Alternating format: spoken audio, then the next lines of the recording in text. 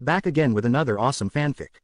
Which is what if Naruto gained demon powers and built a 9-girl harem with Kurama, Hinata, Hanabi, Sakura, Ino, Tenten, Isaribi, Yakumo and Shizuka. Part 1. If you enjoy it, please show your support by hitting the like button and subscribing for more fanfics like this. And now let's get started. It is the 4th anniversary of the day when Minato Namikaze, the 4th Hokage of Konoha, sacrificed his life to seal the Kyuubi inside of his son Naruto. Although to the younger generation and those outside the village who don't know much about the ninja arts, it's defeat. Unfortunately for young Naruto, he was barely 30 minutes old from birth before he became its container. What most people don't know, the only other person knowing being Hiruzen Sarutobi, the 3rd Hokage, is that Naruto was able to meet the Kyuubi when he was 2, although he wasn't able to talk to it completely until he turned 3, which was also when he found out that he was Naruto Namikaze, son of Minato Namikaze and Kushina Uzumaki. When told to Hiruzen, and finding out how much he understood, the Hokage realized that like his father, and probably like Itachi Uchiha, a once-in-a-decade super prodigy. This made Hiruzen wonder if this means that Naruto might be the next sage of 6 paths, especially since a few legends state that his 3rd child was an Uzumaki, or the sage himself. Right now, Naruto was heading towards the Hokage's tower, where he would be the safest because while most people have happy birthdays, his is rather to see if the villagers would let him live to see next day. The Hokage decided not to take chances by sending in a small squad of Anbu to watch over the boy because the villagers well used that as an excuse to destroy him. He also had Ibiki Morino act like a bodyguard, or as he puts it, a babysitter, since nobody would have the nerve to mess with the head of the torture and interrogation department. As the awkward pair were walking, with the villagers and a small amount of ninjas, the ones that are civilian-born, and or has members on the council, glaring at them from a distance, Ibiki kept that look on his face. The look that makes most Anbu wants to make sure they have a spare change of underwear on hand. He heard a small sigh from his charge. Geez, they call me names like demon and monster just because I was born on this day and yet they are making the Kyuubi seem like better company. Naruto said, while Kyuubi gave a small thank you in return, agreeing completely after seeing what its container has to experience. Yeah, I know, kid. Ibiki said, impressed at how quickly the boy has been growing, yet at the same time, disappointed at the reason behind it. Yet when the time comes, you're going to have to decide whether to run and hide from the hate or take a stand and face it in any way you can. Naruto gave an even bigger sigh. Before he could give a reply, a kunai with a tag landed between them. With alarms going off in his head, Naruto surprised Ibiki by quickly pushing Ibiki hard enough for him to stumble away just in time to avoid the explosion. When he recovered, he noticed that Naruto wasn't so lucky due to the amount of damage it has done to his body. When he got to the boy and turned him over, 6 Anbu appeared surrounding them, 5 acting like a barrier, while the 6th got started on treating him on the spot. When the medic opened his eyes, to their surprise, instead of the usual blue, they were a purplish gray with round circles spreading out like ripples, with a tomo inside the inner ring. Well, majority won on this one. Hanabi will be Hinata's twin. As for whom fills in the final slot, check out the poll I set up to determine if it's going to be Shizuka or Dawn, Sasuke's twin sister. Right now Shizuka is in the lead, and the poll will stay up when I got the first 8 brought in, although if Shizuka wins, then Sasuke doesn't get a sister. Makoto will live, but she isn't going to be too big of a softie as most people portray her in other fics, especially the ones where she becomes one of Naruto's wives. And before I forget to mention it again, as in I want to but I keep forgetting, I'm going to leave out the 6 paths part of Naruto's Rinnegan, Sharingan combo, mainly because that feature creeps me out on how they are made. In what could be considered a regular room for Naruto, to the displeasure of so many, he is currently lying in bed, still unconscious from taking the full brunt of the blast.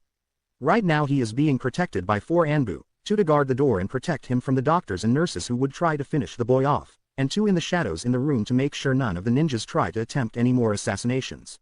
Ibiki gave them the orders needed to ensure Naruto's safety before leaving to inform the Hokage, while the Anbu medic left to gather the stuff needed, which the staff can't do a thing about because standing in the way of an Anbu and their goals is suicidal. Both the doctor and a nurse, individually, tried to get in under the guise of checking up on him, which didn't fool them one bit. The doctor even went as far as to use the fact that the civilian council has given them permission, only to get arrested in the process, and giving the Hokage a little leverage. The nurse went as far as to ask why they defend the boy for what he did 4 years ago. One of the Anbu, wearing a cat mask and has long purple hair, countered by asking why they are defining Minato's final wish.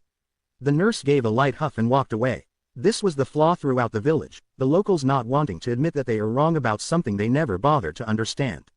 As for young Mr. Naruto Uzumaki, he woke to a familiar clearing. When he first met Kyuubi, She was in what looked like a dungeon, yet being 2, he was too young to understand anything. By his 3rd birthday, when he has proven himself to be a prodigy, by doing everything earlier than your average toddler, which involved being forced to grow up faster than most, he understood that nobody deserves to be locked up, so he changed the entire area that looked like a huge meadow on the mountains, with a forest on one side and a beach on the other.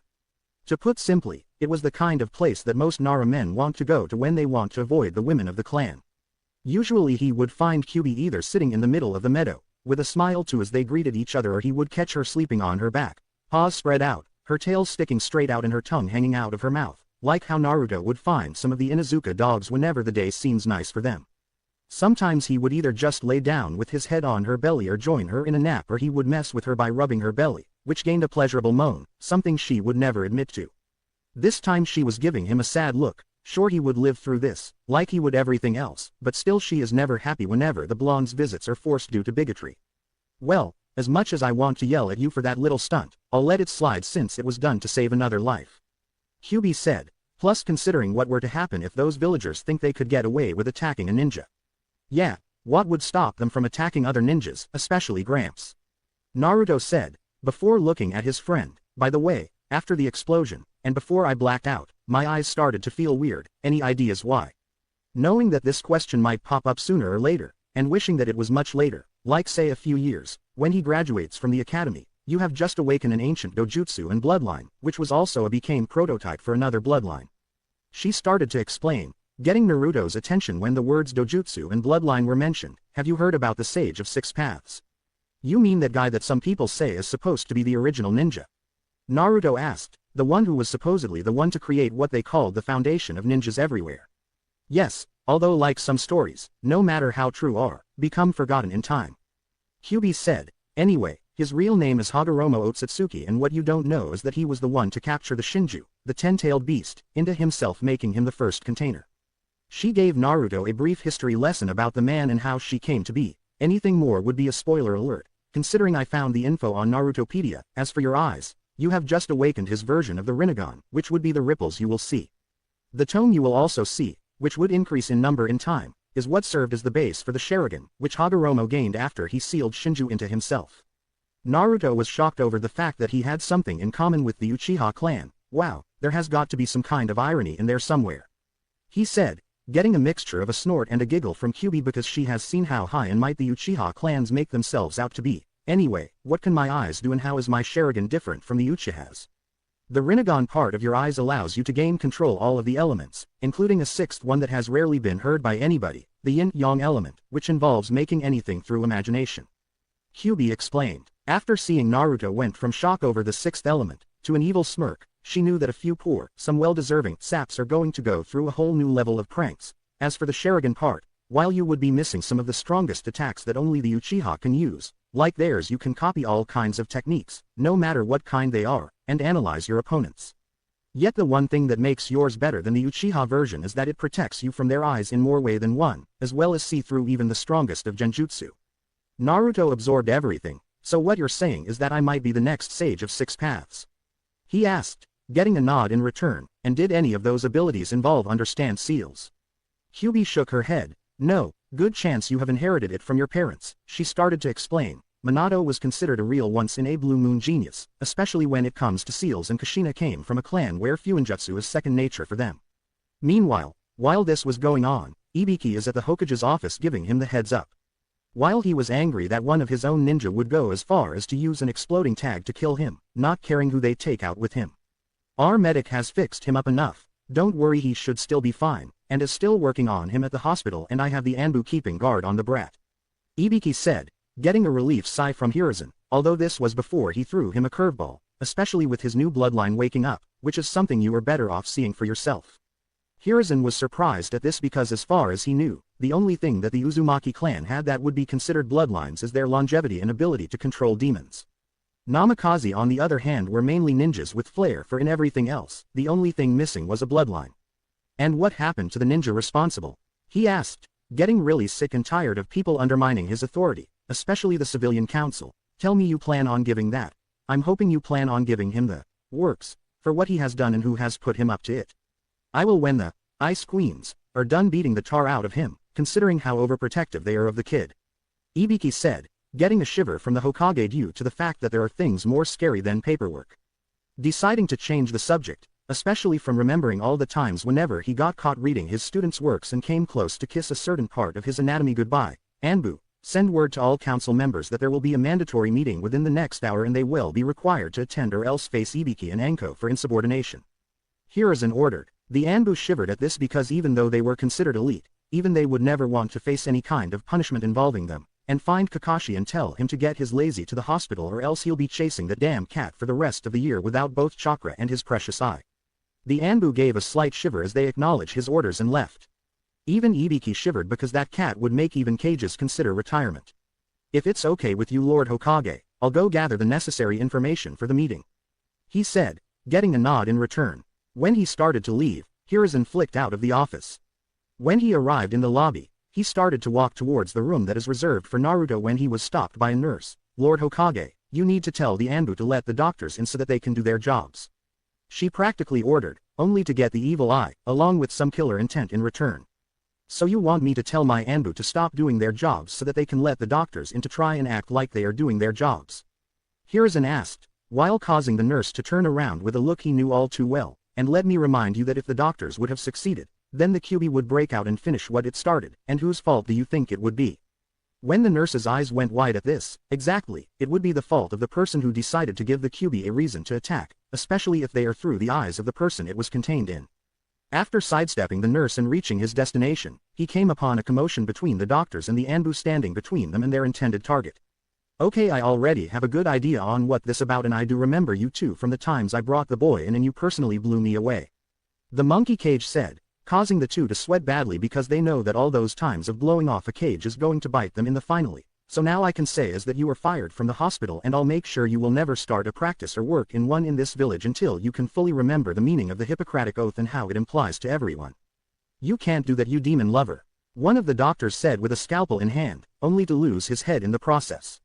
Now do you want to join your friend or are you willing to walk away on your own power? The Hokage said. The doctor was shocked at what her colleague has done. She knew that he hated the boy with a passion, but she didn't know that it would be bad enough to where he would actually attack the Hokage in such a manner. Giving him a small bow and leaving, she turned to ask, why do you defend that thing? You know what it has done. This was when Kakashi came in. Oh, we know, that is why we are making sure that nothing happens to Naruto, he said, getting a glare from the woman. The question is what happens if you kill the boy and it turns out that not only has the QB has been released, yet you've also killed an innocent boy to make it happen. The doctor walked away with a lot to think about. The two walked up to the door. Get somebody to clean up this door and don't let anybody in, especially if it's somebody from the council, Hiruzen ordered, causing one of the Anbu to go to the morgue.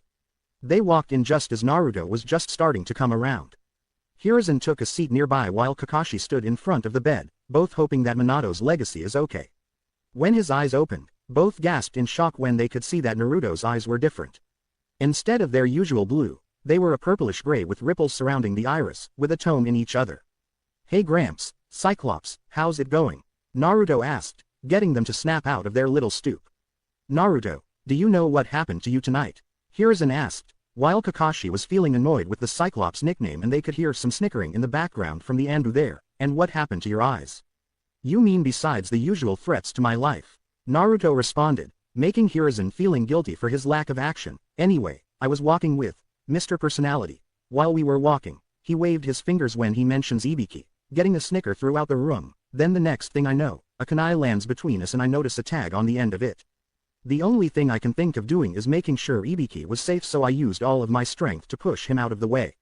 By the time he was a few feet away from me, that was when the tag went off. This caused everybody in the room to be angry because of how far the villagers go to get some revenge, even at the cost of others. And when I woke up, I talked to a friend. Hiruzen knew which friend he was talking about, and Kakashi figured it out due to how close he is with the boy's family. That was when I noticed my eyes were different, almost like I was seeing things I couldn't have before. Quote, and did she tell you what happened to your eyes? Hiruzen asked. Yeah, she said it was the same bloodline that the Sage of Six Paths had, which is the Rinnegan that helped start the Sharingan eyes. Naruto explained, and there is one other thing, but I want to tell you when there aren't so many ears. Hiruzen knew that whenever Naruto said something like this, then he knew it was something important and he was the only person within the entire village, besides the Ichirakus, who he can trust a secret with, and anybody who wants to know would get something up for their troubles, and the boot would be the least of their worries. He nodded and they chatted for a bit, mainly about Naruto's dojutsu so he can have something to tell the council. After a few minutes, Hiruzen left by Leaf Shunshin so that he make the meeting on time. Naruto then turned towards Kakashi and asked, "Hey Kakashi, does the Sharingan let you see through clothes?" Considering that he is the only person in the room who has some experience with the eye. "No, but I do know that the Byakugan is said to be capable of such things." Kakashi answered, him being an open pervert, considering how often he reads the Ika books, wondering if it could. "Why do you ask?" "Oh, it must be the Rinnegan part because the Anbu in the corner doesn't seem to be wearing anything underneath her uniform." Naruto answered, causing two responses. The said Anbu to go red all over enough to give off a glow, which was followed by Kakashi and the other Anbu to faint at the thought, "Wow, now I gotta remember who owes me lunch now." This was when the Anbu doctor walked in and noticed the scene. "What happened here?" she asked, after finally getting the supplies needed and keeping the hospital staff from interfering her duties. "Oh, just flushing out a couple of curves," Naruto answered, before turning towards the embarrassed Anbu. "What's up?" Naruto, can you really see through my clothes?" the Anbu asked. "No, I was making that part up." "Why?" Naruto answered, before it clicked why she asked and why she was blushing all over. "Oh," was his only response, which means Shizuka will, or might, be appearing in my other version of this story. Anyway, I won't pull this, but feel free to tell me in either a review or PM. I'm planning on giving Naruto and the girls each different weapons. While I plan to give Naruto Sephiroth's sword from FFVII, the others I want to give different weapons too, like Sakura with gauntlets. Tenten would be the exception since she is like a walking arsenal anyway, plus her obsession with weapons would be the perfect running gag throughout the FIC. Just make sure the girl gets a completely different weapon, or if you have to give 2 or 3 weapons, like for example swords, make sure they are different styles from different countries. Hiruzen is in the council chambers, listening as the civilian council bickered on and on about being interrupted with enjoying the Kyuubi festival since it was the only thing they were allowed to enjoy since both Hiruzen and the Fire Daimyo put a ban on all forms of fox hunting, including the ones involving Naruto, which was the main reason why Hiruzen chose the boys' guards carefully in order to make sure nobody tries to use some sort of loophole to break the law. The Hokage, main council and clan heads just shook their heads, except for Fugaku Uchiha, who had a constipated look on his face, wondering who the bigger kid was, the children or their parents on the council. Hiruzen looked at his former teammates and old friend, all 4 of them wishing that it wouldn't be so hard to just find somebody to take over their jobs so that they can finally retire happily, especially Danzo who wishes that he can retire to some tropical place. By the way, the Danzo in this FIC won't have bandages, mainly because I have him as a good guy and I'm not sure if the bandages in the canon were because of Kyuubi or because of the Sharingan eyes he had implanted on himself. On here, he is pretty much complete, meaning he still has both original eyes and both complete arms, all he has are a bunch scars all over his body. Deciding that they have waited long enough, if you don't become quiet within this very second, those making too much noise will be listening to the whole, Flames of Youth, speech from Might Guy. Hiruzen yelled out, causing the entire room to become super quiet, super fast, even the crickets outside went silent, even though the room was supposed to be soundproof. While it might be considered cruel, especially since he was still a chunin, like his father, Might Die, both had this way of clearing an entire area from the family's Flame of Youth, speech to their nice guy pose, and heaven forbid if Guy were to find a pupil like him, or worse, find a woman willing to give birth to one. Seeing how everyone has calmed down, over an hour ago, somebody was crazy enough to attack young Naruto Uzumaki while he was being escorted to my office. Hiruzen started to say when the civilian council interrupted. That demon deserves to die for attacking our village. One yelled out, "We need to avenge the 4th's death." Another yelled, before a third popped up, "One more word and you will all be paying a visit to the torture and integration department, along with the would-be assassin." Hiruzen said, getting them to shut up, while some were starting to growl.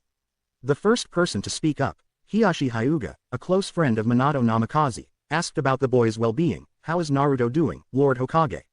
While considered royalty alongside the Uchihas and Senju, and when compared to the Uchihas on being a bunch of stiffs, thanks to his wife and twin daughters, he was becoming more open with his emotions.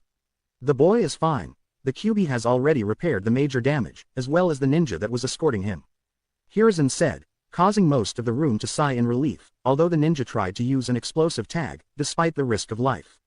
"That ninja should have been killed along with the demon," a civilian shouted out. "For what? Doing his job. If we were to do that, then we might as well do that to everybody, including each other," Sume Inazuka said, causing them to growl. "So who was the ninja assigned to watch over the pup?" Ibiki Morino, Hiruzen said, causing a slight gasp to go through the room for two different reasons. For those who were ninjas, except for the Uchiha, it was because they are close friends with the man due to how much he has went through in just a few short years. He hit Chunin, from his team being killed by one of Kiri's strongest and sadist swordsman, Kisame Hoshigaki, to losing his brother in a fire caused by the traitor, Aoi Rokusho. Anybody willing to go as far as trying to kill one of their own just so they would have a reason to use the past as an excuse to attack somebody who lost more than they did. The civilian council was the complete opposite because of the fact that they knew they were in trouble. While they agreed to take the risk of having one of their own who were ninja, but loyal mainly to them, try to take out the boy, and his escort would be collateral damage at most, but taking out somebody as important as Ibiki Morino, that would be suicide. Especially since retribution is one of Ibiki's specialties when somebody tries to cross him. So is Ibiki interrogating the ninja now? Inochi asked, concerned about both the boy and his friend. Depends on how much the Ice Queens have left for him. Hiruzen said, causing everyone, including the Anbu in the room, to shiver, because of the fact that those four see Naruto as a little brother, and like overprotective sisters, if you try to harm them in any way, and then be ready to notify your next of kin. Deciding to continue, and because of the failed attempt on his life, Naruto has awakened an old dojutsu, one that has only been mentioned in legends, and more powerful than the Sharingan and Byakugan combined. This got everybody's attention, especially the civilian council, most of which don't like the idea of the demon becoming any stronger while the rest see potential in gaining more power, and Fugaku, due to him and his clan soaking in the fact that they have the most powerful eyes in the world. Shikaku Nara, the Jonin commander, and head of a clan full of lazy geniuses, or at least whenever their wives don't catch them sleeping on the job, spoke up. Naruto got the Rinnegan. He said, while thinking, Minato, Kushina, your son is making you both seem less troublesome. This definitely got every ninja and ex-ninja's attention since the Rinnegan became as mysterious as the Sage of Six Paths. Everything about the man died just as he did, as well as those that knew him personally or knew of him during that time period. Although that never stops Naruto and Jiraiya, his most loyal student and supplier of his favorite books, from making cracks about Hiruzen's age. Not just any Rinnegan, but one that helps starts a clan. Hiruzen said, causing most of the clan heads' eyes to pop out of their skulls, while Fugaku was seething in anger. That's right, Naruto has the Rinnegan that also served as the prototype for the Sharingan. Meanwhile, Naruto is at the hospital talking to Ayame, daughter of Tsuki, owner of Ichiraku's ramen, telling her about that prank on Kakashi. She was laughing hard because the boy was not afraid to exploit a person's weakness when it comes to pranks. She laughed harder when he told her how he accidentally made up a truth, and that Kakashi and that one male Anbu fainted again when the female Anbu accidentally blurted out the truth. While Ayame might have a small crush on Kakashi, the one thing that irritated the hell out of her was that he always read those perverted Ika books when he isn't busy. Besides a usual visit to the boy, Ayame was there to deliver some ramen to the boy with the Hokage's blessing, mainly to annoy the hospital staff. While people have considered hospital food to taste so bad that it just might kill you, the staff tried to make it lethal for the boy by pouring some poison into his food, which proved unsuccessful since the Kyuubi helped not only remove the toxin but also immunity to it to avoid a second attempt. Said staff responsible for the deed was executed, despite the attempted intervention of the civilian council, claiming that they were doing the village a service by trying to avenge the fourth. So Naruto, what happened to your eyes? Ayame asked, curious about how his eyes went from ocean blue to ripple purple.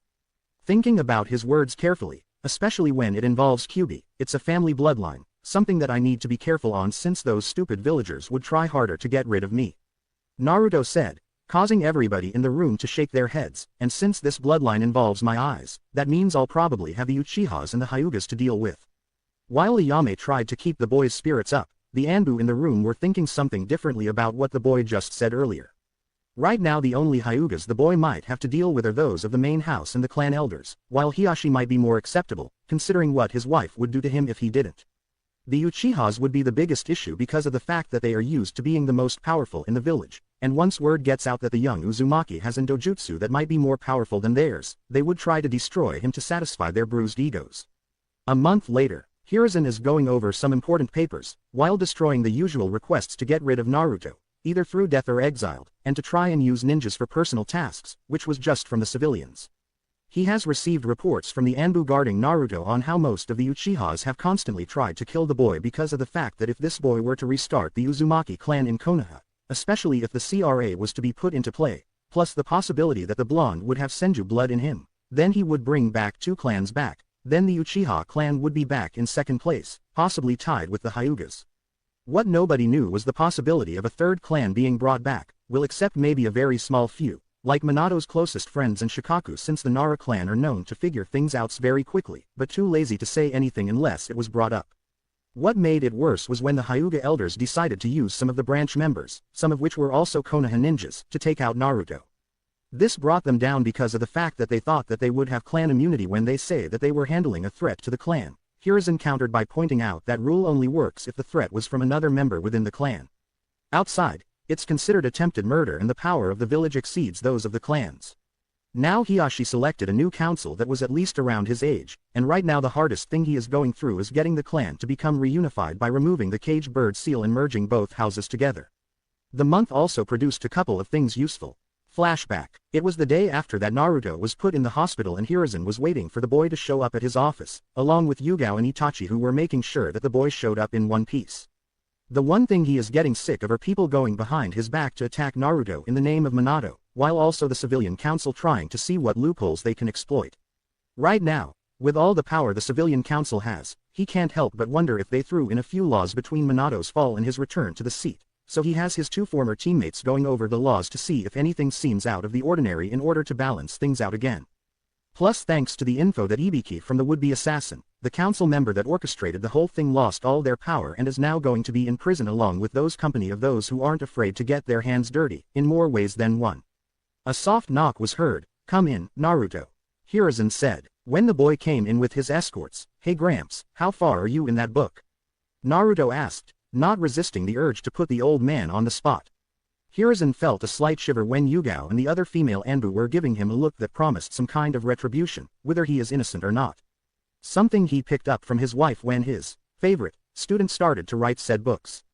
While as much as he would try to get even with the boy, he knows that it results in brutally humiliating retaliation. "Anyway Naruto, you have something you wanted to discuss with me," Hiruzen said, trying to get the attention off of him.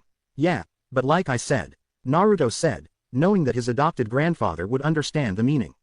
Hiruzen nodded his head at this. "Anbu, give us some privacy, including all of you in the shadows," he said, causing puffs of smoke to appear at where they were located at. After activating the privacy seal, "So Naruto, what was that one thing you didn't want to discuss in front of others?" Naruto gave a deep breath, knowing that even though the old man knows about the whole truth behind the attack, about how Madara Uchiha came along and destroyed Konoha, but also destroyed his family and had a big hand on why he was alone in the world, yet what he had to say might be past too much. "I think I can bring the Kyuubi out without killing the both of us," he said, while beginning a countdown inside his head. When he got to 0, "Naruto, are you crazy? You know how crazy the villagers will get if the Kyuubi gets out," Hiruzen said out of concern, not just for Naruto, but for Kyuubi as well, since she was basically not only keeping the boy alive, but also his closest friend, since most of the parents try to keep their kids away from him, even if it does prove that you are both separate beings. Seeing that the old man is done ranting, "Yeah, if she wants that option," Naruto said, really getting the old man's full attention, deciding to explain the part about how he can somehow read seals like he would a book and how Kyuubi believes it might be an inherited factor from both parents, and what Kyuubi wants is to be released as a full-blooded human so that way she can actually have a second chance in life. Giving the old man a new surprised look, plus considering the fact that she has been nothing more than a prisoner since Naruto Uzumaki sealed her inside herself, I don't blame her for wanting to get back out to experience freedom again.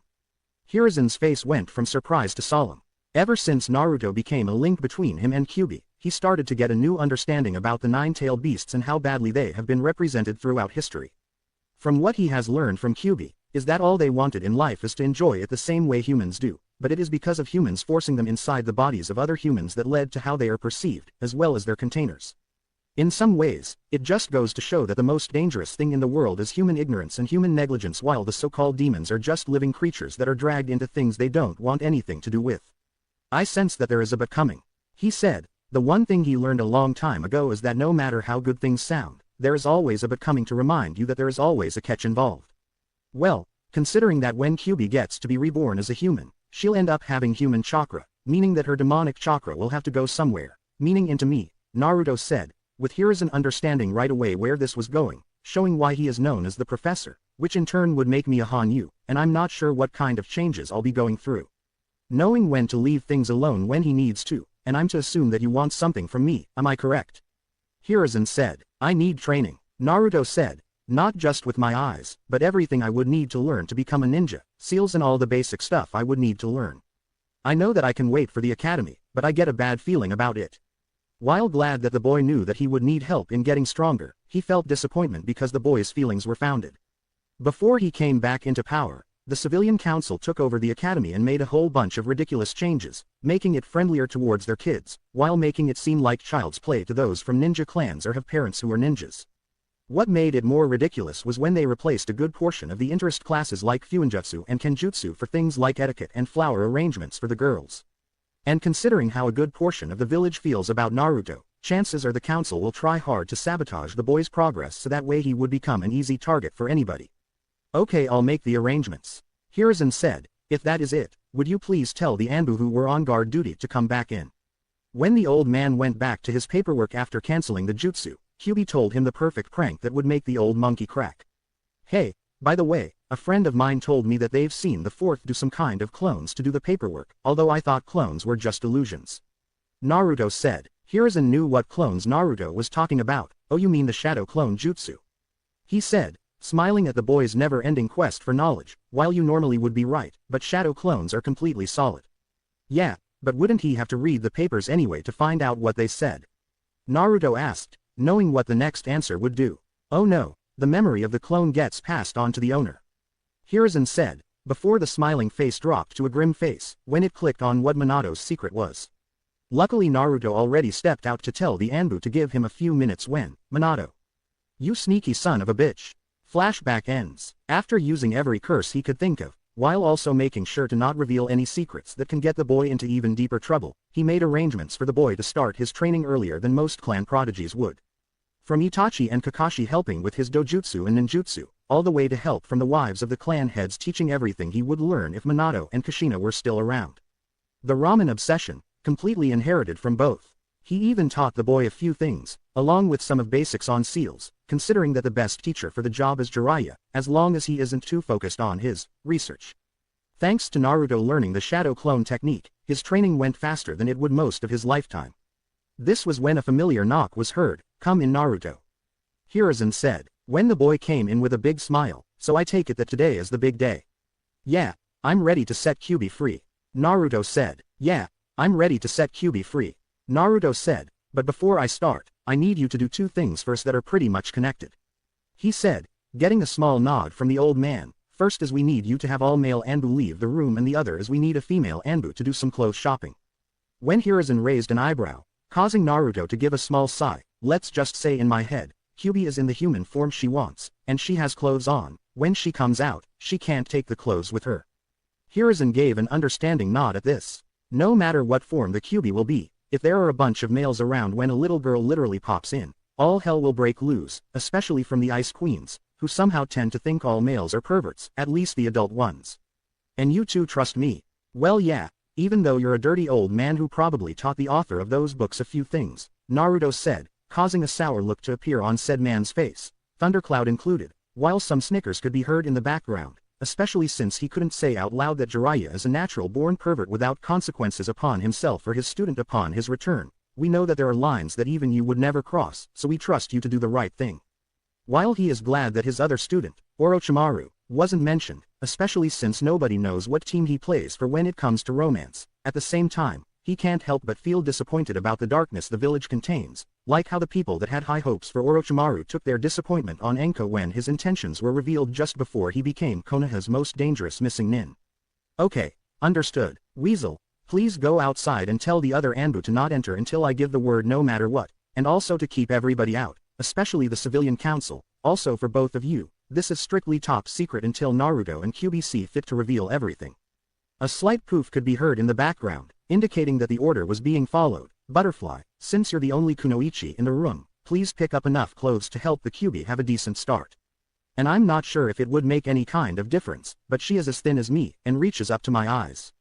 Naruto said, when the last poof was heard, before he can stop himself, so Naruto, why didn't you give Butterfly a better measurement? Hiruzen asked. Naruto gave him a confused look. What kind of measurements was I supposed to give her? He asked back. Before he can answer that, he remembered that while Naruto is smart for a 4-year-old, he is still too young to understand some things, or allowed to learn without consequence, especially when it comes to the human body, and since Kyuubi will be coming out the same age as him, the only main difference between the two biologically would be between their legs. Slap his hand met his face when Hiruzen realized two things, one by asking Naruto about Kyuubi's measurements before they start to change at puberty, he almost gave the blonde the talk earlier than he should, while two, both question and answer make him sound like the worst kind of enemy, a pedophile. Never mind, something you aren't ready for at the moment, he said, hoping both Naruto and Kyuubi would forget all about it when the time comes for nature to change a few things.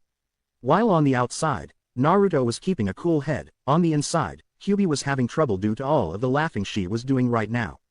What just about everyone in the village don't know is that Naruto knows way more than he should for his age, even a little bit about the difference between the bodies of boys and girls, and how they change at certain point in the future, thanks to him accidentally finding one of Kakashi's Ika books that fell out of his pouch and Naruto was the one to find it.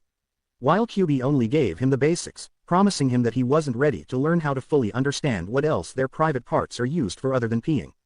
When Kakashi returned to reclaim his book, he knew that the Ice Queens and anybody close to Naruto, especially the female portion, would make him cease to exist if they started to think that there is another Kakashi in the making, so in return for keeping what he read in the book a secret, Kakashi agreed to take care of Naruto's shopping since the civilian stores would rather shut down than treat Naruto like a child with too much on his shoulders. After recovering from her tension breaker thanks to her nerves, why didn't you at least hint it to him that you knew what he was talking about? Kyuubi asked. You mean besides trying to see if I can get one of the most powerful people to sweat out of fear? Naruto asked, causing Kyuubi to try and keep herself from laughing again, especially after remembering all the times Mito and Kushina would make people like Tobirama and Minato feel like a kid who got caught with their hands in the cookie jar. I wanted to help lighten the load that Gramps already has on his shoulders when it comes to me. You know what the haters in the village would do if they heard that I already knew something personal about girls. This was enough to get Kyuubi to sober up, knowing exactly what they would do.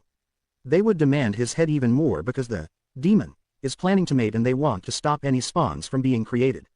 Deciding to go for a different subject, you know Naruto, for somebody to know so much at your age, it's really a sign of a young prodigy. Hiruzen said, well, considering how my life started out and how I'm being treated by a bunch of idiots, what other choice do I have? Naruto asked, it was either get stronger, no matter what people try on me or let win by becoming what they think of me. Hiruzen couldn't help but to feel both sad and disappointed. Sad because a child is forced to grow up faster to where childhood isn't much of an option, and disappointed because it was the very people that he is supposed to protect that are causing this. What makes it even worse is all the stories he hears about how other villages are treating their containers, and he couldn't help but feel sick at how they are treated over decisions that wasn't theirs to make to begin with, and if they do go berserk, it's the fault of the person defending themselves, not those who give them a reason to. I would like to apologize to you for not doing enough for you in the village, Naruto. He said, and you know the reason why I never revealed your heritage to the village was to keep your father's enemies from attacking us when we were at our weakest. Outside of the village I understand, but did he have any enemies in the village? Naruto asked, getting a questioning look from the old man. I mean, are there people in the village who can see who I remind them the most and go far enough to make sure Pops doesn't become a grandpop? Before they can continue, the butterfly Anbu returned, with a few shopping bags. Where do you want these? Naruto pointed towards near the door that leads to the Hokage's personal room, which included a bath. When she placed the bags at the designated location, with a couple of bags still in her hands, I got your friend enough things to last her at least a couple of weeks. Thank you, Naruto said, before pointed towards her hands, and you're not by any chance a recovering shopaholic. Nobody knew how, but the butterfly Anbu was blushing like crazy, along with the mask, before making her exit, via Shunshin. Anyway, do you have the stuff I need to make the seals? Naruto asked, just as Hiruzen handed him a small quill and bottle of ink. While watching the boy getting to work on drawing a seal onto the floor with perfect accuracy, Hiruzen couldn't help but feel more proud since the blonde picked up calligraphy just as quickly as his father did, amongst other things, making him a prodigy at a young age, with a touch of his mother's personality. Heaven forbid if Naruto were to inherit Kushina's habit of strike out the culprits period, screw the questions. From everything he has seen, Hiruzen could tell that Naruto is a prodigy in the making, just like father and Itachi Uchiha, somebody you would be proud of to share with the world. The only major thing keeping him from reaching his true full potential are the bigot villagers who can't seem to move on from their losses and making Naruto seem like the cause for it, with the civilian council making things worse because they get to make money off of the boy's misery and try to find if there are any loopholes in the law they can exploit, and keep the oppressors out of jail considering the boy is under their jurisdiction. The other thing that is starting to become a big deal is the Uchiha clan and the Hyugas from the main house. While the Uchihas have their own prodigy in Itachi, and Hiashi has been telling them about his nephew, Neji, who is about a year or two older than Naruto. With the Uchiha's proud history of being one of the founders of the village, with their all-powerful Sharingan eyes that can copy techniques and control their opponents through forms of hypnosis, along with Genjutsu, the idea of an useless Uzumaki orphan having the more powerful Rinnegan that made their eyes possible is just insulting because of powerful the boy could become if left alone long enough.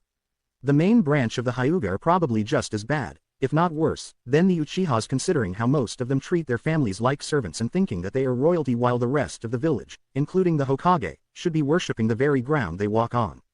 Right now they are steaming because not only were the elders detained for being considered a threat to the village, all because they sent some branch members after a boy because he has the true ultimate dojutsu, but also said boy is being protected by the Hokage, their own clan head, Hiashi, and most of the ninja clans, minus the Uchiha.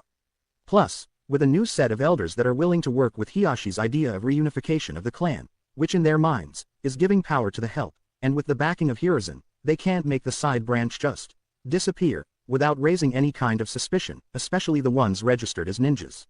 When Naruto finished drawing a seal on the floor and around the seal on his navel, he noticed that Hiruzen was lost in his own thoughts. This was something one would think Hiruzen should have learned earlier not to do, especially when in the presence of a young child, even when the young prankster is in the room. While Naruto knew everybody's weakness through their habits, he also knew a little something about their fears, and for a dirty old man like Hiruzen, his greatest fear is when the strongest anti-pervert goes into pervert elimination mode. Look out, Gramps. Tsunade is about to turn you into wall paste. He yelled out. This had two effects from Hiruzen, one being that he screamed like a little girl, something that Naruto is never going to let him forget about, the other being a really foul smell filling the room. When he recovered, realizing he has been had, just before he can yell out at Naruto, he felt that his chair was a little saggy. After getting a good whiff, he realized why and vanished in a poof of smoke to get a clean pair of shorts. A few minutes later, he returned with a clean, but the red in his face pretty much said he was mad over how embarrassed he was that he was outsmarted by a boy who hasn't even started school yet. Naruto, why did you do that? Hiruzen said, trying hard not to blow his top. What? I was about to tell you that I was finished with the seals and you were stuck in your mind. You know how hard it is to get you out of it, Naruto answered, causing Hiruzen to just feeling embarrassed, with a hand behind his head, because he knows what he said was true. What else was I supposed to do? Start another bonfire with those books? Now Hiruzen went from red to white because the last time he did that, not only did some of the men wanted to kill the boy for such demonic acts, some of the young women became big supporters of his, considering how much most of the female population hate those Go-Doffel books and protected him from the men. While sure, some of those girls are now nothing more than acquaintances to Naruto, yet now they do a little more to make sure the blonde never has a reason to be like the container in Suna. So Naruto, are you ready to begin? Hiruzen asked. The boy gave a small nod. Yeah, and I hope you have a few Anbu ready outside the building in case somebody wants to take another shot at me. Naruto said, before doing about 50 seals, which led to his hands to start glowing. Okay, brace yourself. When Naruto placed one hand on his navel, and the other on the floor, both started to glow, before a bright light started to form into something solid on the floor. What was really getting Hiruzen's attention was what looked like chakra of multiple colors were being drawn from thin air, different colors, like as if the world is helping to give Kyuubi a second life. About half an hour later, when the light got brighter and started to go from a small lump to taking the shape of a small human, obviously a girl due to the long hair that developed a few minutes earlier. When the light finally died down into the girl, the movement coming from her upper body indicating that she was taking her first of fresh air for the first time in a very long time, since Naruto Uzumaki became her container. When she stood straight up, her lids opened to reveal a pair of hazel eyes, with her fiery red hair reaching down to cover her butt, which was the only thing being covered because, like Naruto said, the only suit she was wearing at the moment is her birthday suit. After taking a look around at her new, now permanent surroundings, she found what, or rather whom, she was looking for.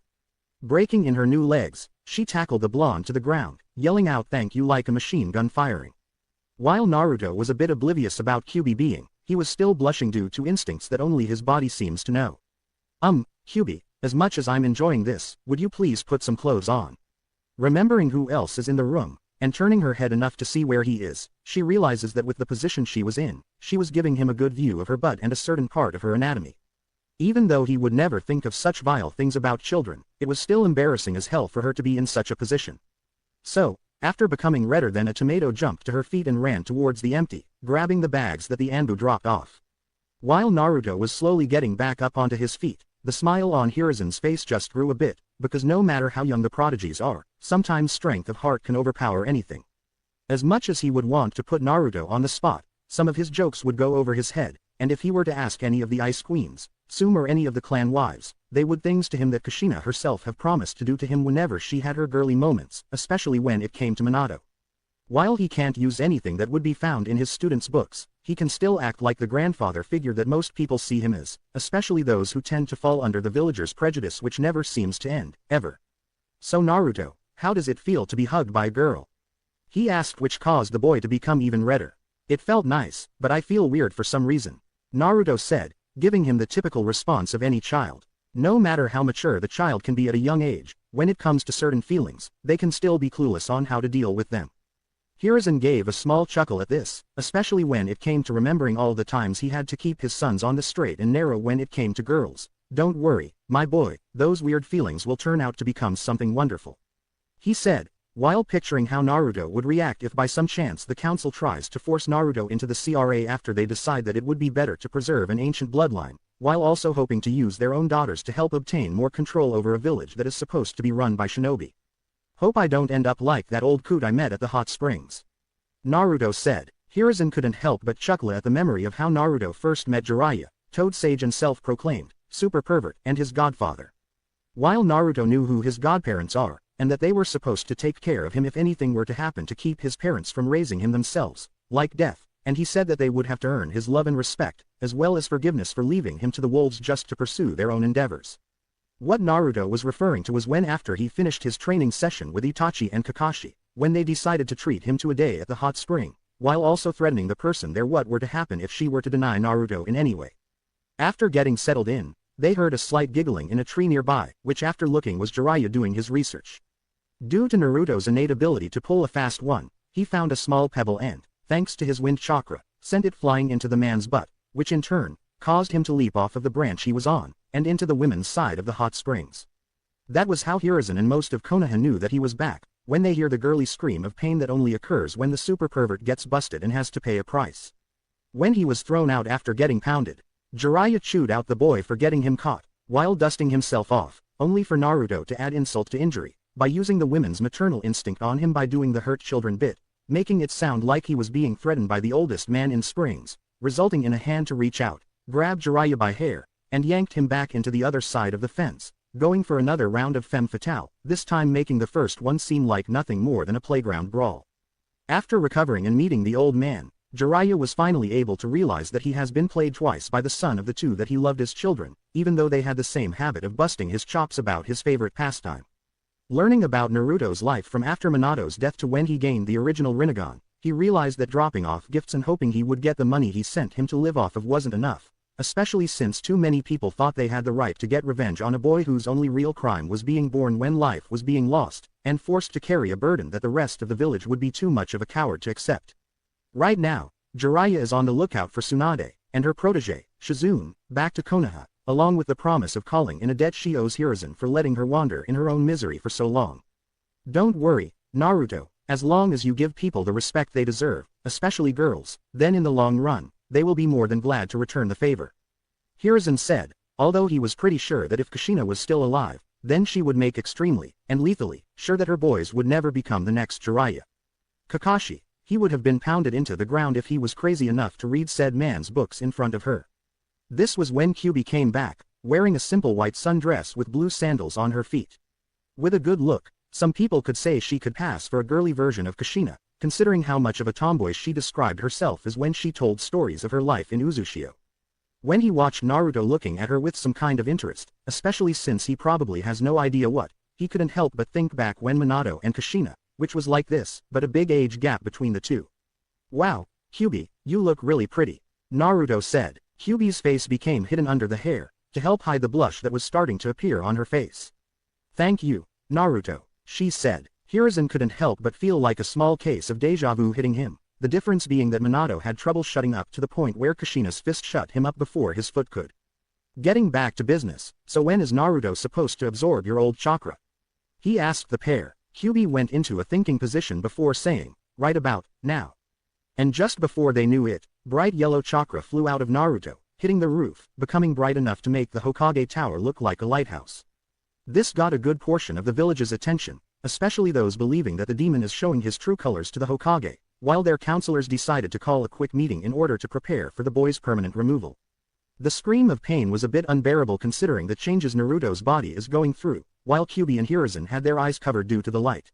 Even though the light was bright, they can still make out an outline of the boy that was changing to show not only his body growing, but also some things growing out of it. After a while, when things calmed down, the two blinked their eyes a couple of times, before doing a double take on what they're seeing now. Before them stood a slightly taller Naruto, with a pair of fox ears on his head, sticking out of his now red-streaked blonde hair, along with his Rinne Sharingan eyes gaining 2 tomos each, adding to the 2 he gained along the way, totaling to 5 each. While in awe, both couldn't help but feel that something is missing. When they were about to ask him about it, they noticed that he looked like he was about to pass out from pain. While the third was a bit clueless, Kyuubi knew exactly what that pain was, even though she no longer carries that particular part. Looking down to confirm it, she could see bulges in both pant legs. His tails are caught in his pants, she explained, getting the man's attention. While not knowing the feeling of such pain, Hiruzen couldn't help but flinch. Getting up from his chair, and walking up to his surrogate grandson, "Let's get you some relief from the pain," he said, before leading the boy towards the other room. A loud "yow" was heard. When they stepped out, Naruto now has 9 tails sticking out behind him. This was when Kyuubi went girly and tackled him into the ground once again, while getting a feel of the new Naruto, especially the fluffy tail. Hiruzen chuckled because he can picture that being Kushina, before she threatened retribution towards anybody who would say a word of this outside the office. Deciding to get back to business, he gave a small cough, causing Kyuubi to jump back onto her feet, blushing for her moment of weakness. "So Naruto, how do you feel?" Hiruzen asked, with some concern, while also trying to figure what needs to be worked out with Naruto's physical instructors. "A little weird, but the good kind," Naruto answered, "although I'm still trying to get used to having tails and ears that move. Now all we need to do is place a genjutsu on you in order to hide your true appearance." Hiruzen said. "Nah, I'll stay the way I am," Naruto said, "considering how badly they flipped when they saw my eyes, and there are still ninja not loyal to you completely, they would dispel it just to help get some mobs started." This caused Hiruzen to frown, because the ninjas that came from civilian families, especially the ones with connections to the council. Besides, can you picture the look on everyone's face when we tell them that they created a demon? Everybody laughed at this. While it was wishful thinking, they knew that the villagers would try to deny it, and the civilian council would try to make it where the laws apply only to humans, without thinking about the double-edged sword. "Anyway, we need to give you a new name," Naruto said, turning to Kyuubi, "calling you Kyuubi out there, I don't know what they would do to you." Hiruzen did, and even with the new name, they would be better off not knowing what some of the villagers would do to her for just being with Naruto, which is why he would place a kill-on-sight order to his Anbu on anybody who dares to cross that line, even if it is a council member or somebody of high status. "I agree, a new name would help complete the new life you want to live."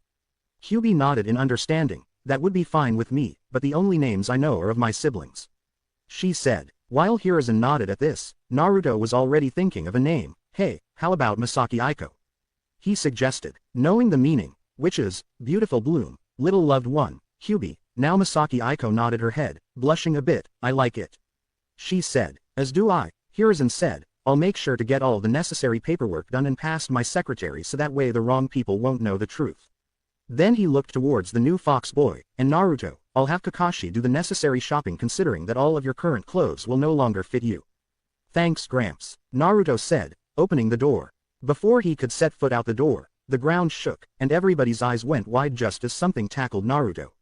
"Oh, before I forget, thanks to what seemed like a landslide. Naruto's parents will be making a comeback, now got to figure out when is the best time, although it would probably be way before the academy starts, because after the academy, especially since I'm gonna make it where Naruto and the girls are older than the canon, that is a lot of catching up, and in some ways, missing out on too many things that shouldn't be missed." While Hiruzen nodded at this, Naruto was already thinking of a name. "Hey, how about Masaki Aiko?" he suggested, knowing the meaning, which is, beautiful bloom, little loved one. Kyuubi, now Masaki Aiko nodded her head, blushing a bit. "I like it," she said. "As do I," Hiruzen said. "I'll make sure to get all the necessary paperwork done and past my secretary so that way the wrong people won't know the truth." Then he looked towards the new fox boy, and Naruto, "I'll have Kakashi do the necessary shopping considering that all of your current clothes will no longer fit you." Thanks, Gramps, Naruto said, opening the door. Before he could set foot out the door, the ground shook, and everybody's eyes went wide just as something tackled Naruto to the ground. When the dust settled, Hiruzen's eyes went wide, while Misaki felt a bit jealous, because under a pile of girls of different ages, was Naruto, with his ears and tails getting all of the attention. Judging by the looks of things, including Misaki, there is an even dozen of girls in the room. The one mentioned looked like she wanted to defend the boy, although not entirely sure, considering that her feelings are still those of a 4-year-old, considering that her hand was twitching. Getting a good look at who was petting Naruto, he could see 5 girls around Naruto's age, give or take a few months, a pink-haired and blonde, who were rubbing an ear, and his cheek, each with their own, being near the whiskers that become more defined through the transformation, while using a hand to scratch said ears, while the other 3, one a brunette and the other 2 with black hair. Next there were 4 grown women, which he can assume are their mothers, a blonde, a brunette, an older brunette and a dark-haired woman. The other 2 are his own Anbu, one with the butterfly mask that did Misaki's shopping, and the other had a cat mask on it. When the blonde by Naruto's ear yelled out, "Hey you! Don't you want to join in?"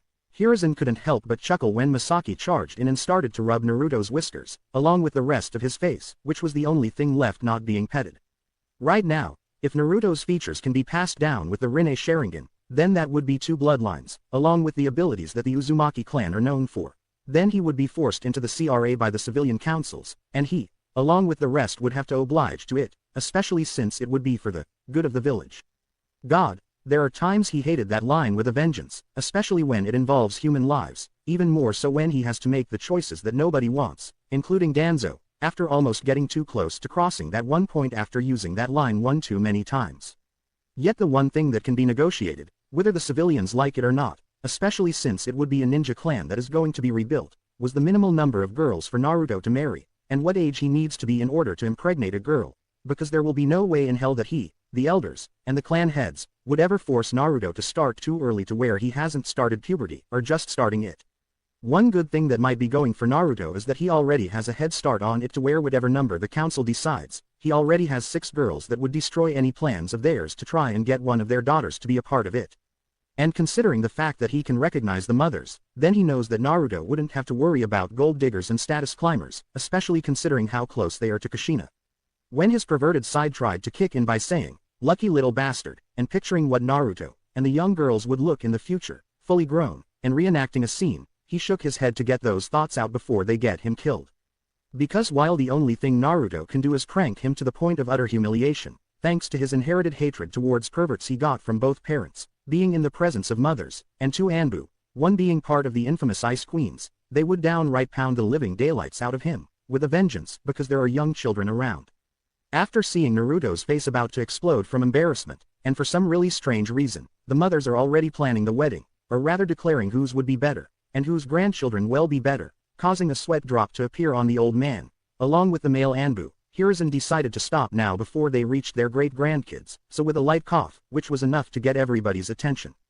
Giving them a slight chuckle, "Ladies, as much as I enjoy your enthusiasm for the future, but I need to remind you that young Naruto Uzumaki is still 4 years old, and still has a lot of growing up to do before he can even reach that stage," he said, causing the mothers to blush in embarrassment, "and while I'm at it, can you please let go of Naruto, he can use a break from all of the love right now." Seeing how Naruto was red, from the tip of his ears to the tip of all 9 of his tails, and the fact that he looked like he was about to faint, with a slight, "Ah," they all let go and returned to their feet, with a little help getting back onto his feet by the 2 Anbu, with the young girls standing on both sides of Naruto, forming part of a circle, while the mothers forming the other part. When the name registered to the mothers' minds, "Wait, Naruto Uzumaki, you mean as in?" One of the blondes started to ask, only to be stopped by the only male blonde in the room, well, somewhat blonde. "Ah, excuse me miss, but maybe we should do this when there aren't the risk of unnecessary ears in the room," Naruto said, "because you never know who is listening in, and also, never know which side that person is working for." Hiruzen gave an understanding nod at this, because after thinking over what Naruto was trying to tell him about Minato having enemies inside and outside the village, he realized that all he was doing was delaying the inevitable by keeping the boy's lineage a secret, especially if any of the people in the village still hold a grudge against the man for trying to make sure that power within the village has some balance, while also not being afraid to bring down those who thought that they were above both the law and the cage.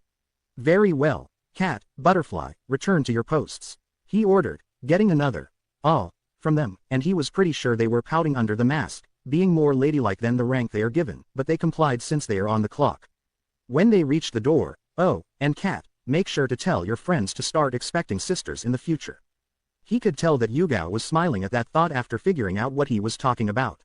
When the doors closed, Hiruzen applied the cage seals, which doubles as both security and privacy seals, which he didn't apply the first time because he wasn't sure if it would have been strong enough for both Kyuubi's rebirth as Misaki and Naruto becoming a Hanyu. Now that we are safe to discuss private matters, how about we start off with introductions before we talk?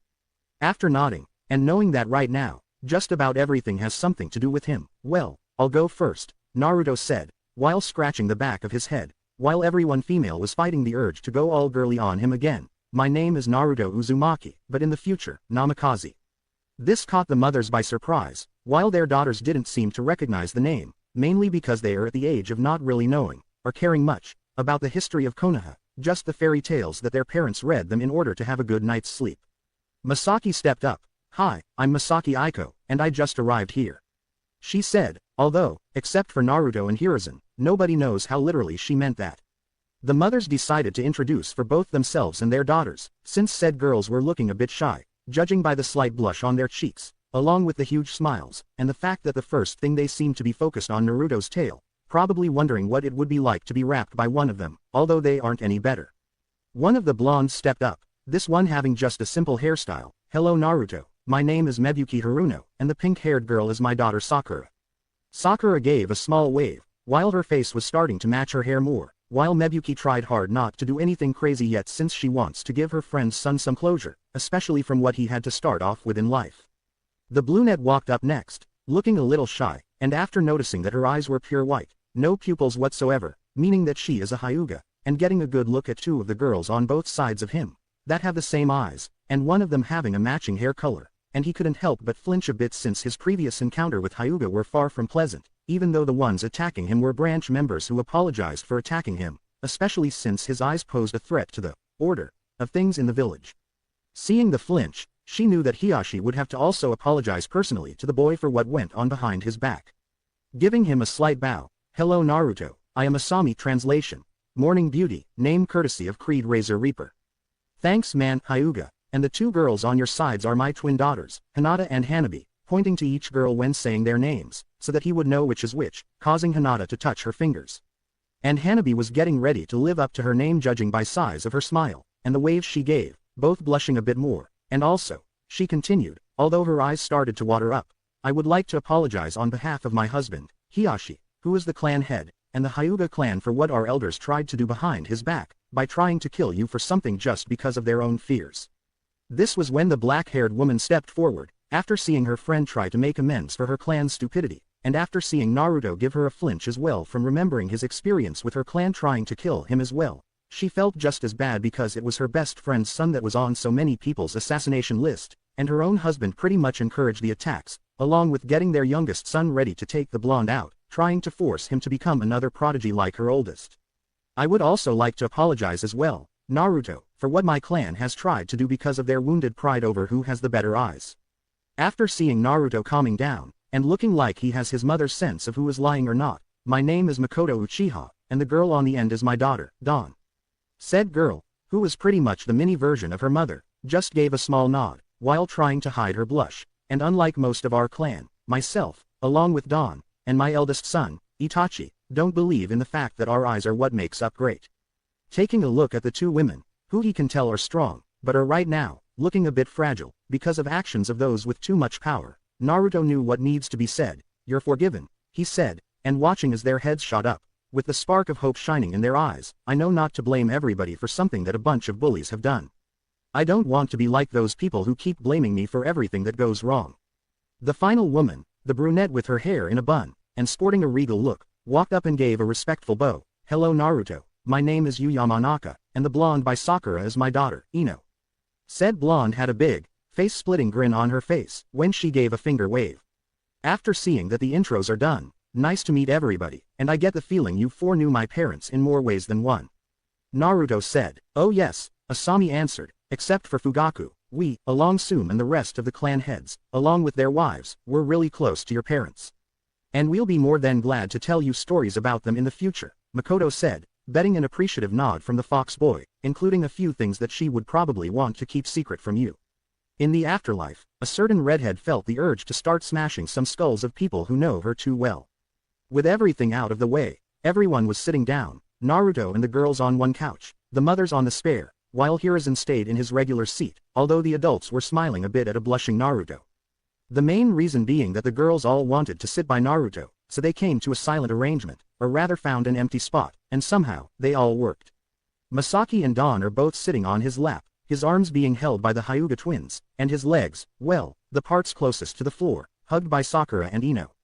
And for an added bonus for them, each girl had a tail or two wrapped around them, making them feel safe and warm. This got the adults smiling and picturing what the future holds for them, although Hiruzen's was different from the mothers. While he is glad that the boy is having a head start at finding love, although somebody would have to explain it to him when he is getting closer to puberty, he can't help but picture how Minato and Kushina would react to this, especially since Kushina has a tendency to go overboard when excited. With the mothers, they couldn't help but feel pleased at how close their daughters have already become to their friend's son, although they also couldn't help but feel a lot of heartbreak well becoming in the future. Plus, they felt a bit envious with the girls for finding their future Teddy Fox so early. Deciding to get on with those, well Naruto, now that everybody is comfortable, he said, causing the kids to blush and the mothers to giggle, go ahead and tell them everything and I'll gladly fill in the gaps. Naruto gave a small nod, and decided to tell them something that would double also as a bit of test on the people to see if they well follow their hearts or the crowd. Releasing a small sigh, he decided to start off with what happened about a month ago. Okay, you all know about me gaining a dojutsu, right? Naruto asked, getting a nod from everybody. Well, he started to explain, only to be interrupted by his fellow blonde. Wait, Naruto, you're the one who has the eyes that is supposed to be better than the Sharingan. Ino asked, looking excited. After giving her a nod, can you show it to us? She asked, giving him the puppy dog eyes. Yeah, can you? Hanabi asked, double teaming him with the same eyes. When the other four pretty much surrounded him with those eyes, he didn't stand a chance, which in turn, gave him his first lesson about girls. They know how to fight dirty when they need to. So he gave another sigh, before looking back up and activating the Rinne Sharingan, which, by what looked like a ripple effect, his eyes went from a blue slit to purple with rings and tones on it. Hiruzen couldn't help but chuckle at the boy's predicament, at how it didn't take long for him to give in into a simple request, although since Naruto was pretty much outnumbered, he had as much of a chance resisting that as much as Kakashi avoiding a half-off sale of Ika books. Looking at the mothers, while they are in all like their daughters when it came to his eyes, he could also see that they had a small smile that says that they hope for the best, while at the same time, bracing for broken hearts.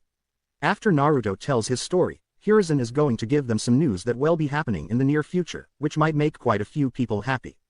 Deciding to get on with the story, Naruto turned off his eyes, to the disappointment of the girls. Anyway, I got these on my birthday, when some idiot tried to blow me and my bodyguard up, he said, continuing the story, causing the mothers to scowl at this, and the girls to gasp, and the reason why they did that is because 4 years ago, sometime after I was born, somebody came by and ripped the QB from my mother's belly.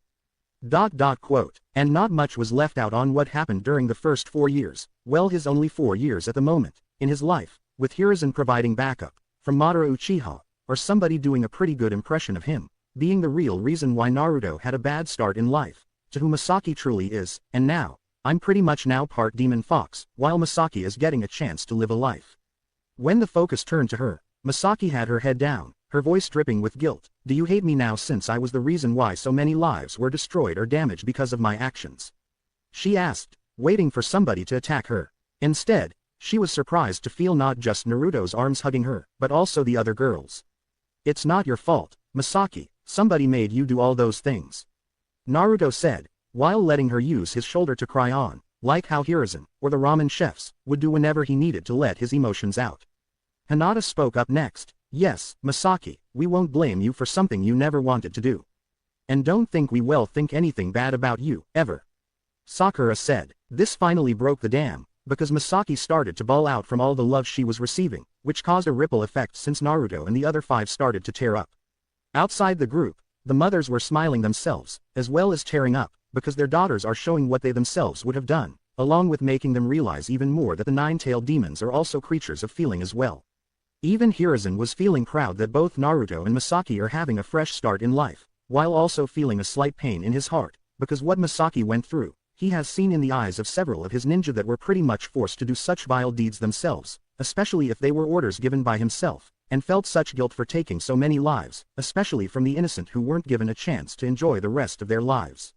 While the kids are busy supporting the one that needs it, Hiruzen decided to have a chat with the mothers, to let them know what the future will be holding for the youngsters, so that they would have something to discuss at home with their husbands, when 3 of them will be hearing the same thing real soon. Well, looks like a bright future for the young ones are started to ignite with a single spark. He said, getting a slight nod from the mothers, while one of them gave out a small, indeed, as a response, especially when what took a couple of minutes, the young uns separated and started to talk, and I have something that might make everyone in the room happy. Naruto interrupted him after something clicked him. Hey Gramps, what did you mean when you told Kat to tell her friends to expect sisters in the future? He asked, giving him a curious look that includes tilting his head, only to, get tackled by the girls surrounding him, yelling out, cute, due to how his fox looks tend to add to his cuteness for the girls. Hiruzen was laughing up a storm at the boys' predicament, especially when there are 4 grown women who look like they want to jump in at any second. Well, looks like the future of Naruto's clan is going to be in good hands, he said, deciding to drop the bombshell, especially since Naruto is being smothered by his future wives. This got the mother's attention. While Mebukei looked at the guy for even suggesting polygamy, or her daughter being close to be considered a concubine, while the other 3, being clan wives, had a good idea what the Hokage was pointing out, the Clan Restoration Act. Yu asked, understanding what Naruto knew bloodline would lead to. When Hiruzen gave a small nod, and you're planning Naruto's future for his clan already?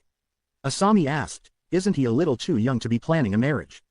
Hiruzen's smile dropped after the first question, and gave a small sigh. I was going to wait until Naruto was old enough to know about the birds and the bees before offering it to him as a choice, especially if he still met the girls, considering how he would never want to break someone's heart, then he probably would have, along with asking your daughter's opinions. He said, but after what just happened, the civilian council would find some law that would make it happen right away, especially after I stop them from trying to kill him, especially if they try too hard to make sure that they get some kind of control over what was left to Naruto by his parents by using their own daughters. This was when Makoto put it all together, and with our daughters, then not only can you negotiate a reasonable number, but also, Naruto should be safe from the rest of the village from trying to force him into marrying their daughters. She said, and if some of those girls are also from major clans, then he has political backing, especially if the clans are also close allies. Exactly, Hiruzen said, and if we can make sure the age to produce heirs when Naruto and some of the girls are at least at the age of consent, even when they are ninja, then we'll be giving them a chance to grow both as children, friends, and by the time they graduate the academy, something a bit more.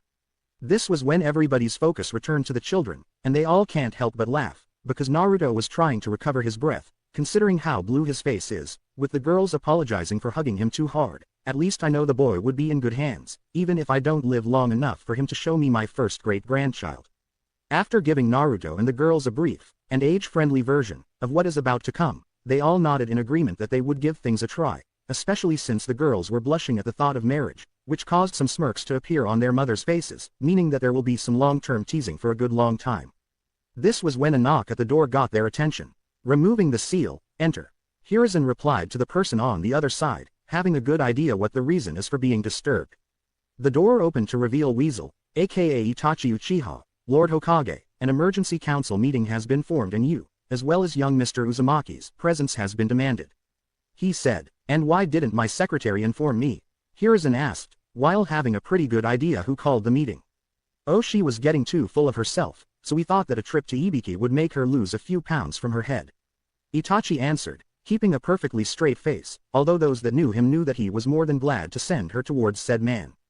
Hiruzen gave a small sigh, knowing that he would need to start looking for another eligible secretary, one that wasn't suggested by the civilian council, since he was sure she was one to give them information that their eyes aren't allowed to see. Very well, me and Naruto will be on our way. You and Kat will be escorting Miss Aiko to Naruto's apartment, and guard her, while we fact the council. He said, as everybody got onto their feet, and go their separate ways. When they all started to walk towards the door, don't forget the rest of your stuff, Masaki. Naruto said, making sure that his friend didn't forget the stuff that would help start her out on things in life. Oh yeah, thanks Naruto. Masaki said, before giving him a quick kiss on the cheek, before heading towards the room she left them, causing the other 5 girls to glare at her, not knowing that they are feeling jealousy for the first time. When she came back, Naruto turned towards the mother, hey, if it's not too much trouble, but would any of you be kind enough to take Masaki shopping for more stuff? Naruto asked, looking towards the ground while his ears went flat. "I'd go with her, but..." Getting a hand on his head, he looked up to see Makoto, along with the rest of the mothers, giving him an understanding smile. "We would love to help your friend," she said, getting nods of agreement from the other mothers. When he started to smile, his ears went up, along with his tail starting to give a small wag. He was in danger of being smothered by 4 grown women again, along with Hiruzen in danger of perverted thoughts, since they would pick him up and hug them against their chests. "In fact, we would be more than willing to take you out shopping as well, Naruto. Get you everything from clothes to the stuff you'll need in your apartment." "Are you sure?" Naruto asked, feeling concerned about the people he just met. "I don't want you to." He was stopped by Asami, everyone glad that the boy was still selfless despite the selfish nature of most of the village. "No, Naruto, we want to, and it's the least we can do for our friend's son," she said, "and you don't have to worry. We know a few stores that would be glad to serve you, especially since some of them are run by people who opened them after the attack." Mebuki continued from there, "And since you have already got a bit of a head start with your ninja training, we know the perfect store that would be more than glad to help you get what you need to get better," she said with a smile. "The owner is a good friend of ours, along with a good portion of the ninjas, especially your parents, so he should be more than glad to help you with all your needs." Naruto gave them a thank you, while Hiruzen noticed the look on the women's faces, and while he too would recommend the ninja shop they are talking about to Naruto, he also had a sneaky suspicion that these ladies are probably planning to play matchmaker with said friend's daughter, who, like him, is nuts about weapons and a bit of a tomboy. Over at said weapons shop, a 5-year-old girl was watching her father making kunai when she had a weird feeling hit her in the heart. After looking around, she shrugged her shoulders and went back to watching her father at work. Back with the main group, Hiruzen and Naruto separated from the rest of the group, with Raven and Butterfly being the lookout for the girls, especially Misaki, when she is dropped off at Naruto's place. Last thing anybody wants are the villagers doing something really unforgivable. Even though he is still getting used to his body changing so much, with his tails just seem to be floating with the breeze as he walks, he was already thinking the possibilities of how they can be of use, whether fighting, or pranking, or shopping, or cuddling with the girls. Where did that come from? He thought, while a blush appeared on his face. Seeing the blush, Hiruzen, along with the Anbu, couldn't help but smile, because it was apparent that Naruto's heart became linked to girls his age, yet it's going to be a long time before he understands what his heart is telling him, especially if they keep a certain perverted Sannin from corrupting the boy in the ways of the human flesh. Hiruzen was tempted to tease the boy, yet at the same time, he knew when to keep his trap shut, since the boy would probably counter what he would have said with using his future nuptials as a way to bruise his perverted ego. When they reached the doors that led into the dreadful council chamber, made so because there are a bunch of civilians who try too hard to stick their noses into things that they shouldn't be, especially if it involves things that they have no clue on, like shinobi matter. And judging by the screaming, said group was going full charge with their vendetta. Giving off a small sigh, all 4 in the group, Hiruzen turned to face Naruto. "Are you ready to face the music?"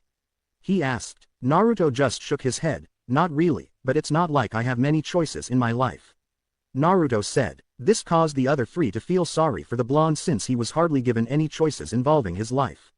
Looking up at them, "Anyway, do you have any sound seals for the civilian council? My head is starting to hurt just from being out here."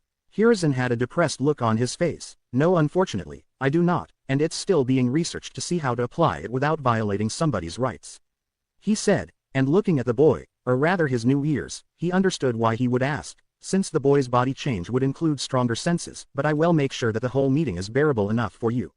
Both gave each other a small nod, before walking into the lion's den. Inside of the chambers, while the civilians are spouting out nonsense about the demon showing its true colors and needs to be put down before it finishes the first attack, or to the rest of the room, stop it so they don't end up paying for their own stupidity, the rest were ignoring them. Except for Fugaku, the clan heads, along with the 3 elders, were just playing a little card game, to pass the time, since they learned a long time ago that the best way to beat the council was to either catch them completely off guard, or just let them wear themselves out, while also keeping an eye out for any orders that would violate the laws of the village. Mainly, use their ninja training to help deal with politics. When the doors opened, there were 2 different responses when people got a look at the new Naruto. On one side, the one with the liberals, looked like they were getting ready to have a heart attack, even though they don't seem to have hearts. On the other side, there are some that looked shocked, there's some that were curious, 2 were neutral, and the last 2, the only ninjas ex-ninjas in the room, were about to have a girly moment. Things were neutral until Naruto learned an important lesson that he will remember for the rest of his life. Slam. Yow. To make sure all tails are closer to his body whenever anything closes. Open the door. Open the door. He yelled out, in rapid fire, until Hiruzen ran back and did as ordered and closed them as he watched as Naruto was holding the tails that were caught. Are you feeling alright, Naruto? Hiruzen asked, feeling a bit responsible for making sure his grandson didn't get hurt, even if it was accidental, and also, not his fault. Yeah, I'm fine, Gramps, just feeling really sore, Naruto answered, while in the background, the elders and clan heads were rolling their eyes from their designated spots because the civilian were throwing insults towards the boys. When the Hokage walked towards his chair, with an evil look on his face that spelled trouble for those who were seriously pressing his patience. When he got to his spot, Naruto, who, even though his ears and tails are twitching slightly, he looked towards the civilian council and used a line known to be used by one shinobi, "Did any of you say something?" Now all hell really broke loose, with the civilian council losing their minds because, in their heads, the boy had the gall to treat them like they are lower than him, while a good portion of the rest of the room broke out laughing.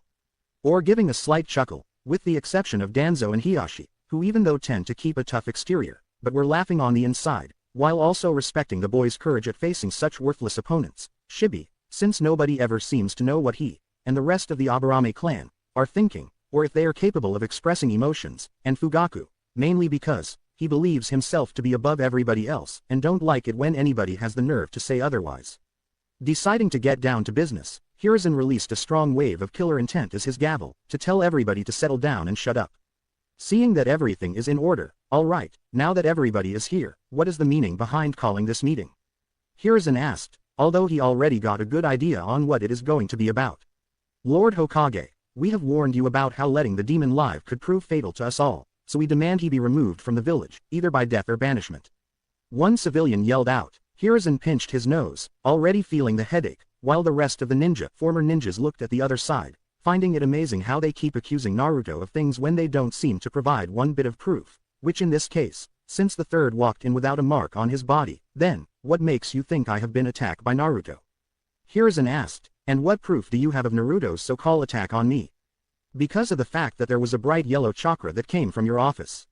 Another yelled out, and since some of us seen that demon enter your office, obviously he decided to show his true colors. Next thing anybody knew, said council member lost their job when an Anbu took that person to Ibiki. This was when Danzo stepped in, and how do you know that young Naruto has actually attacked the Hokage? He asked, especially since said person walked in without a single sign of being attacked. After getting a good hard look at Hiruzen, they realized that while he doesn't look hurt, he would be more than glad to put the rest of the civilian council into a whole world of hurt for trying to use him as an excuse to take out Naruto. So if the brat didn't attack our Lord Hokage, then how do you explain that? A councilwoman asked, pointing towards Naruto, who didn't look fazed by all of this, especially with all of the finger pointing that he is going through. Oh well, that is a new bloodline that is just making itself known. Hiruzen answered for Naruto, keeping it in a half-truth. That attack on Naruto's birthday seemed to have damaged the seal to where if I hadn't to fix the seal to keep the Kyuubi from breaking out, and Naruto from absorbing too fast. And knowing what was about to be said, and no, if I didn't stop it, the fox would be back, one way or the other. While the civilians were white as a ghost at hearing that, everybody else knew that their Hokage wasn't telling them everything, yet if it involves Naruto, they can understand why, since a good portion of the village is full of self-righteous bastards using other people's death as an excuse to do the inexcusable. They are willing to wait until the civilian council, and Fugaku, leaves after the meeting is over before asking questions. The ones who have a pretty good idea what is being hidden are Shikaku, Hiashi, Shibi, and Fugaku, along with Danzo, Homura and Kaharu having a good idea what laws that Hiruzen is trying to keep from getting abused, especially a certain law that was written, but never used because at the time, all clans were just barely getting off the ground themselves. To put it simply, while some villages have practiced it once or twice, although some were more forced, in Konoha, Naruto would be the first, even though his clan had their own home outside the village. Knowing that the gears are turning, and what they are planning, yet like some things, when it comes to politics, it's usually first come, first serve, and since Naruto is the holder of two bloodlines, along with being the true heir, and last member of the Uzumaki clan, I hereby place him under the Clan Restoration Act. He said, getting everybody's attention, with a minimum of 3 girls to join his family, which he well allowed to choose by his 16th birthday, and by his 18th, 1 or 2 of them should be carrying a child. Now this got a whole bunch of different reactions from the rooms, with some of the civilians trying to either deny the boy before he makes spawns, some because they don't want Naruto to gain access to the Uzumaki funds that they themselves have been denied to. Change the CRA to a ridiculously younger age, or number, or even have it where they choose the future wives, mainly their own daughters, and rest of the council. Well, some were shocked that Hiruzen would even suggest that, especially to a young child, yet they kept quiet, although Fugaku was thinking of ways to stop the young demon from becoming stronger than the Uchiha clan. Deciding that he has had enough, silence. Hiruzen yelled out, making the room, getting things back on track. I have looked up the laws, and I also know that since the Uzumaki were, or rather, soon to be are, a ninja clan, then you don't really have too much of a say in the matter. He said with small smiles, and before any of you so much as think of trying to have your daughters and granddaughters on Naruto just so you can gain access to what's rightfully his, remember, he is still a child, so if you so much as try to rush things, I will sick the Ice Queens on you. This caused a lot of people to shiver, because there are only two things that would the small group to attack. One, is when any kind of pervert that can't take the hint, two, if you mess with their little brother. Deciding that he had enough if this farce meeting, okay, now I call this meeting to an end, and I don't feel like listening to any more backtalk, so leave now, or I won't be the only one throwing you out. Hiruzen said, giving them a look that reminds them that the title god of shinobi isn't just for show. The room was cleared of civilians, with Fugaku not too far behind, some of them giving Naruto a slight glare, which was ignored before they left. When it became just Naruto, and the high-ranking officials that still know the difference between politics and actually doing what they're supposed to do. When the door closed, Hiruzen gave his next order, all Anbu in the room, leave, and be on the lookout for any eavesdroppers, especially if they are council members or Uchiha. A few poofs were heard. Root, you as well, make sure this conversation stays private. Danzo yelled out, which was followed by another set of poofs. Originally, Roots was meant to be beyond Black Ops, doing things that even Anbu would be restricted to do, especially if it involves doing things without getting fingers pointed at the village, which was heading towards getting disbanded by Hiruzen because what they do tends to question how far one would go for one's village. After a talk between the two friends, it was agreed upon that Root would be a subdivision of Anbu, with Danzo in charge, while still reporting straight to Hiruzen, and a major makeover of the group by making sure that, while still soldiers of Konoha, they still have their humanity through emotions, and there would be no more recruiting of any kids who haven't even started the academy yet, while clan heirs are especially off limits. Like everything else, it was a bumpy start, but Danzo did see better results when his troops are fighting from the heart, and he was able to see things from his friend's point of view on how life should be treated with love, not peace. Now, he was able to enjoy the joys of family with his wife, children, and grandchildren. After everybody grouped up around Naruto, Homura was the one to speak up. All right, old friend, what could cause you to place somebody as young as Naruto into a program that is supposed to be given to him when he is at least close to becoming a teenager? The man asked, since he is like a walking law book, which helps Hiruzen and the elders completely whenever they go over the laws and make sure the civilian council don't try to put in false laws to take power from the shinobi and give it to them. Yes, Hiruzen, Kaharu said, wanting to know what would cause her old friend to make such a move. Usually, you would usually be the one to prevent such things from happening to Naruto, so why the change of approach? Hiruzen gave a small sigh, but Shikaku was the one to answer, because if he didn't, then the civilian council would have, and the laws would be on their side because they would have said it would be. He started to explain, for the good of the village. Soon finished, when she and the rest figured out that this was more for protecting Naruto in the future, while making sure the boy doesn't have to deal with dirty politics at such a young age. God, I hate that line. Don't we all? Danzo said, since he and his comrades heard that line used so many times, by so many sides, it's just so sad on how they are used. There are times when it's used more as a shield to give certain people a reason to do such despicable deeds, that it seems hard to tell if anybody truly knows what it's supposed to mean, including us. Indeed, Shibi said, deciding to continue business, yet right now, I'm curious what things you have been hiding that you didn't want the civilian council, or even Fugaku Uchiha from finding out. Would you please explain it to us now? Hiruzen looked at Naruto, since it was mainly his secret that includes others, to tell, who gave him a nod of approval, since the boy is a good judge of character. So the Sandame told them the whole truth, from how Naruto got his fox features, and how the fox itself is now getting a new life as a girl named Misaki Aiko. After everything was told, everybody understood right away why he kept that part away from the wrong element. Soon was the first to speak up. Wow, it's a good thing you decided not to tell them that. Those idiot would go too far on their so-called revenge to destroy both of their lives. She said, everybody else giving the Hokage an understanding nod, while also making sure not to scare Naruto too much on what could happen, especially to Misaki. Turning towards said boy, Naruto, I would like to meet Misaki and get to know her better. As would the rest of us, Hiashi said, getting agreement nods from the rest of the group, before turning towards the Hokage, and when you brought up the CRA, I get the feeling that it would be the other thing that you didn't want anybody else to know, Lord Hokage. Hiruzen gave a small nod. Yes, long before we received the notice of Naruto's so-called fate, young Naruto was tackled by 5 girls, 4 mothers, and 2 of my Anbu, hugging his tails. This caused the group to laugh at the first apart. Yet their jaws dropped after hearing that 2 Anbu, people trained to be professional when on duty, would just drop everything just to have a girly moment, and after helping Naruto not to get smothered to death, we put up a privacy seal and told them everything, from his lineage to his bloodlines, and when I brought up the CRA to the mothers, I guess you could say that in the future, Naruto already found his first set of brides. He then turned to the boy, who was blushing a bit, even though he has no idea why. Naruto, how did you feel about those girls that never left your side the entire time you were telling your story? Naruto was blushing a bit more. I'm not sure, it felt good, but I don't know why. He started to explain, the best he can since he is only 4 years old. It's like every time they smile, I feel happy, and want to do all that I can to keep them smiling like that. Everybody smiled at this, because they knew the boy would be going places, and he won't be traveling alone. Chozo walked up to the boy and gently placed his hand on his head, getting his attention. Relax Naruto, sometimes the heart tends to know more than you do. He said, giving him advice that even he could understand. So Lord Hokage, who are the girls that would help Naruto restore his clan? Inochi asked. Him and Hiashi felt a cold shiver going down their spines, which usually meant that their wives wanted to have a little talk with them, meaning that they listen and take whatever order they are given. Hiruzen's smile turned into a smirk, one usually reserved for Naruto whenever pranks are involved. Some days, he understands the pleasure Naruto goes through whenever he decides to pull a prank on an unsuspecting target. Right now, he wishes he had a camera, especially considering that the fathers of some of those girls are right in front of him. The names of the girls are Misaki Aiko, of course, Sakura Haruno, Ino Yamanaka, Hinata Hyuga, Hanabi Hyuga, and Dan Uchiha, he said, causing Inochi and Hiashi's jaws to fall to the floor, and from the looks of things, you and Asami already approve, so you know what means.